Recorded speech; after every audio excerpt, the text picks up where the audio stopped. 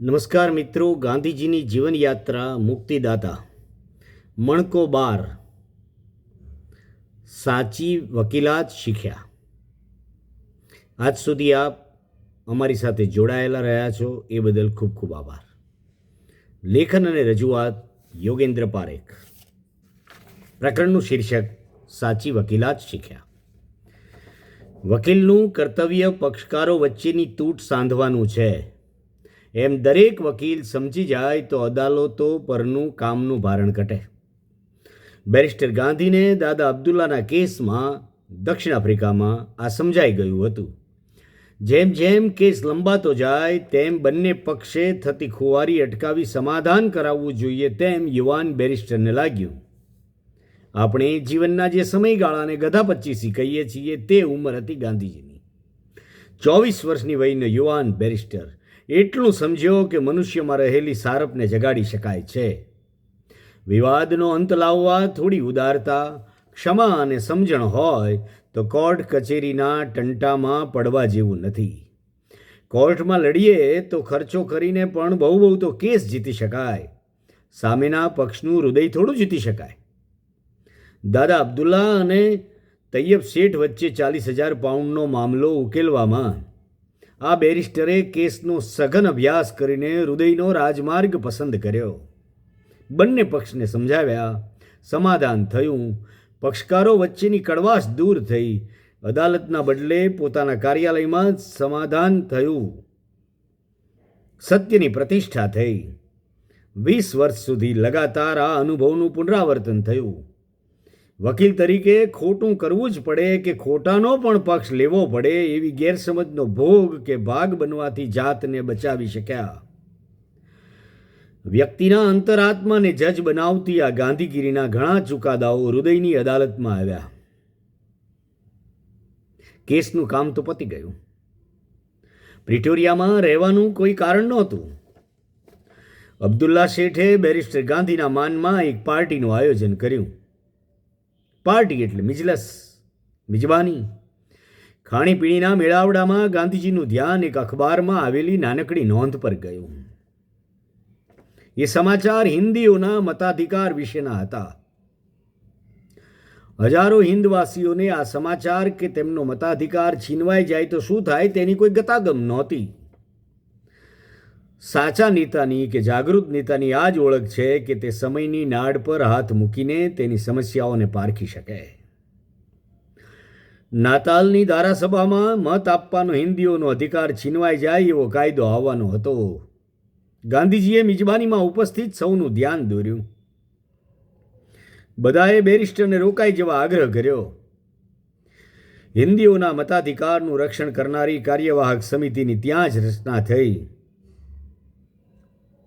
નાતાલમાં રહેતા સૌ હિન્દીઓ જ્ઞાતિ જાતિના વાડા ભૂલી ભેગા થયા. તેમાં હિન્દુ, મુસલમાન, મદ્રાસી, ગુજરાતી, સિંધી, પારસી એમ વિવિધ જાતિના લોકો હતા. સામૂહિક એકતાનું આ પ્રારંભિક અને અસાધારણ ઉદાહરણ હતું. ધારાસભામાં આ બિલ પસાર ન થાય તે માટે 1થી વધુ જગ્યાએ અરજી કરવાની હતી. એ જમાનામાં ઝેરોક્સના ફોટોકોપી યંત્રો ન હતા. એક જણ લખાવે ને 5 જણ એક સાથે લખે એમ 1થી વધુ નકલ તૈયાર થતી. અરજીઓ તૈયાર થઈ. ઘેર ઘેર ફરીને હજારો સહીઓ ઉઘરાવી 24 વર્ષની વયે મોટી જવાબદારી ઉપાડી. આજના જેવા સંસાધનો હતા નહીં. પોતાની વાત રજૂ કરવા માટે અરજી, સભા, ટપાલ, એના દ્વારા રજૂઆત અને અખબાર સિવાય કાંઈ જ નહીં. એ બધું જ અજમાવવાનું સાવ પારકા દેશમાં. પોતાના 2 બાળકો, એક તો હજી સાવ નાનો, યુવાનીના મોત શોખ, પ્રવાસો, બધું બાકી. જાહેર જીવનની જવાબદારીમાં અંગત જીવનના સુખ, ભોગ, ઉપભોગના દિવસો, મહિનાઓ, વર્ષો હોમાઈ ગયા. સામાન્યતામાંથી અસામાન્ય તરફ, મોહનમાંથી મહાત્મા તરફની આ યાત્રાનો શુભારંભ હતો. દક્ષિણ આફ્રિકામાં ખૂબ લાંબી ઇનિંગ રમવાની હતી. હિન્દીઓના મતાધિકાર છીનવાઈ જવાની હિલચાલ તો ક્રાંતિકાર ગાંધીની ઇનિંગની શરૂઆત હતી. આજે ગાંધીજીને જે લોકો નથી સમજતા એમણે ખાસ આ બધું સમજવું જોઈએ, વાંચવું જોઈએ અને સાંભળવું જોઈએ. મિત્રો, 24 વર્ષની યુવાન વયે પોતાની સમગ્ર કારકિર્દી હમવતની હિન્દીઓ માટે થઈને દક્ષિણ આફ્રિકામાં હોમી દેવા આ માણસ તૈયાર હતો. ત્યારે નહોતી આજ તક ચેનલ કે નહોતું આર ભારત. અરજીઓ કરવી, છાપામાં ચર્ચાપત્રો લખવા, રજૂઆતો કરવી, ટપાલો લખવી. વર્ષ 1894ના મે મહિનાની 22મી તારીખ ગાંધીજીએ નાતાલ ઇન્ડિયન કોંગ્રેસની સ્થાપના કરી. વર્ષ 25મું છે. મિત્રો, હિન્દીઓના મતાધિકાર માટે માત્ર અરજી કરીને ચાલે તેવું ન હતું, સંગઠન કરવું જોઈએ એવા વિચારને તેમણે અમલમાં મૂક્યો. અબ્દુલ્લા શેઠના ઘરમાં નવા સંગઠનનું કાર્યાલય થયું, સભ્ય નોંધણી ચાલુ થઈ. જાહેર નાણાંનો હિસાબ ચોખ્ખો રાખવો અને વહીવટ ખૂબ કરકસરથી કરવો એવા વહીવટી મૂલ્યો ગાંધીજીએ પ્રસ્થાપિત કર્યા. હિન્દીઓ, હમવતનીઓ ધીરે ધીરે જાગૃત થયા. જાહેર સેવા માટે થયેલું દરેક કામ વકીલ ગાંધીએ એક પણ પૈસો ફી લીધા વગર કરવાનું શરૂ કર્યું. હવે તેઓ માત્ર વકીલ ન હતા, લોકનાયક હતા. તેમનો ઘર ખર્ચ નીકળી રહે તે માટે હિન્દીઓ પોતાના કેસનું કામ અંગ્રેજ વકીલને આપે તેના બદલે બેરિસ્ટર ગાંધીને આપે તેવું નક્કી થયું. નાતાલના હિન્દીઓને રાહત થઈ કે પોતાના વતી સરકાર સાથે માથાકૂટ કડાકૂટ કરે એવો એક બેરિસ્ટરીનું ભણેલો યુવાન મળ્યો હતો.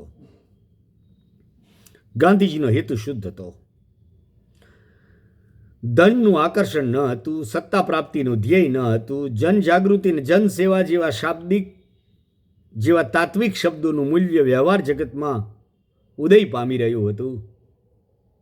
કાયદો ભણેલો, કાયદાનો રખેવાળ, નીતિના માર્ગે, સત્ય, હિંસા અને શરીર શ્રમના સાધનોથી જગત સમક્ષ નવું ઉદાહરણ પ્રસ્થાપિત કરવાનો હતો. દક્ષિણ આફ્રિકામાં હિન્દી મજૂરોનું પ્રમાણ પણ ઘણું હતું. ઓછું ભણેલા ઘણા હિન્દુસ્તાનીઓ ત્યાં ગિરમિટ પર મજૂરી કરતા હતા. લોકનાયક તરીકે સતત કામ કરી રહેલા ગાંધીજી પાસે એક દિવસ માર ખાઈને અધમૂલો થયેલો એક દક્ષિણ ભારતીય મદ્રાસી યુવાન આવ્યો. તેના માલિક એવા જમીનદારે તેને ખૂબ માર્યો હતો. તેના 2 દાંત પડી ગયા હતા અને વસ્ત્રો ફાટી ગયા હતા. ગાંધીજીએ તેને ડાક્ટરની પાસે મોકલ્યો. ગોરા જમીનદારને જાણ થઈ કે મજૂર બેરિસ્ટર ગાંધી પાસે ગયો છે, એટલે તેણે સામેથી આવીને ગાંધીજી પાસે પોતાની ભૂલ કબૂલ કરી. કારણ કે તેને હતું કે કદાચ કેસ થશે તો કાયદાની પ્રક્રિયાથી તેને બચવું હતું, એટલે તેણે ભૂલ કબૂલ કરી લીધી હતી. એ મજૂરનું નામ બાલાસુંદરમ હતું. બાલાસુંદરમ નામના એ મજૂરને ગાંધીજીએ હંમેશને માટે એ માલિક પાસેથી છોડાવ્યો. ગાંધીજીએ તેને માફ કર્યો, તેની સામે કોઈ કાર્યવાહી ન કરી. આ ઘટનાથી આખા નાતાલમાં કામ કરતા મજૂરોમાં બેરિસ્ટર ગાંધીની કીર્તિ પ્રસરી ગઈ. બાલાસુંદરમ જેવા અનેક મજૂરોને ગાંધીજીમાં પોતાના હમદર્દનું દર્શન થયું. સૌને પોતાનું દુઃખ વ્યક્ત કરવાનું એક ઠેકાણું જડ્યું. 1 વર્ષ માટે એક કેસ માટે દક્ષિણ આફ્રિકા ગયેલા બેરિસ્ટર ગાંધી ત્યાં પૂરા 21 વર્ષ રહ્યા. પોતાના દેશના લોકો આ પરાયા દેશમાં જે રીતે ડગલે પગલે અપમાન સહન કરે છે તેનો કાયમી ઉકેલ લાવવા માટે તેમણે જિંદગીના મૂલ્યવાન વર્ષો ત્યાં ખર્ચી નાખ્યા.